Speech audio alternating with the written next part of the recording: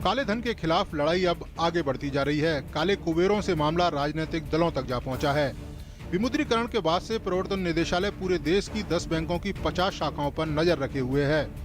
इसी के तहत दिल्ली की करोल बाग स्थित यूनियन बैंक ऑफ इंडिया की शाखा पर प्रवर्तन निदेशालय ने जब जांच की तो पता चला कि बहुजन समाज पार्टी के एक अकाउंट में विमुद्रीकरण के बाद से 100 करोड़ से ज्यादा की रकम आई।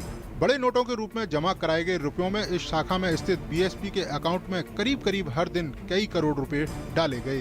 बात मायावती तक ही सीमित नहीं है। उनके छोटे भाई आनंद कुमार का भी एक खाता करोल बाग की इसी शाखा में मिला है, जिसमें कहा जा रहा है कि 1 करोड़ 40 लाख से ज्यादा की रकम है। जाहिर है पूरा मामला बेहद संवेदनशील है, इसलिए खबर के सामने आते ही सियासी हलकों में हड़कंप मच गया। मायावती भी आरोपों पर सफाई देने के लिए मीडिया के सामने आई और कहा कि पार्टी और भाई के सारे काम कानून के दायरे में हैं। बीएसपी ने अपने नियमों के मुताबिक ही चलकर अपनी एकत्रित हुई धनराशि को एक रूटीन प्रक्रिया के तहत ही वह हमेशा की तरह ही इसे बैंक में जमा कराया। मायावती कुछ भी कह रही हों, लेकिन सूत्रों की माने तो प्रवर्तन निदेशालय इस मामले की जांच में तेजी से जुटा है। जांच में तेजी तो हो ही रही है। विरोधियों ने भी मायावती पर जोरदार हमला बोल दिया कि उन्होंने डिपॉजिट को डिनाई नहीं किया है, जो पैसे जमा हुए उसको डिनाई नहीं किया है। तो इससे और एक बड़ा सवाल उठता है, is it a normal donation और मनी कन्वर्जन?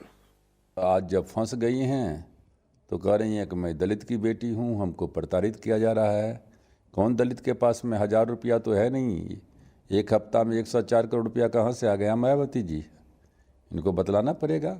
चाहे वो भाजपा हो चाहे बसपा, अगर अकाउंट में पैसा आया है तो जरूरी है कि इनकम टैक्स एक्ट के प्राविधान में बदलाव करे केंद्र सरकार, जिससे कि इस पैसे की इन्वेस्टिगेशन सही तरीके से की जा सके। राजनीतिक दलों को मिलने वाली फंडिंग को पारदर्शी बनाने की मांग धीरे धीरे जोर पकड़ रही है। खुद प्रधानमंत्री इस बात का जिक्र कर चुके हैं कि राजनीतिक दलों को मिलने वाली फंडिंग को पारदर्शी बनाने के लिए व्यापक बहस होनी चाहिए। दिल्ली से शैलेंद्र मिश्रा, अश्विनी मिश्रा, नीरज सिंह और Lucknow bureau, DD news Delhi.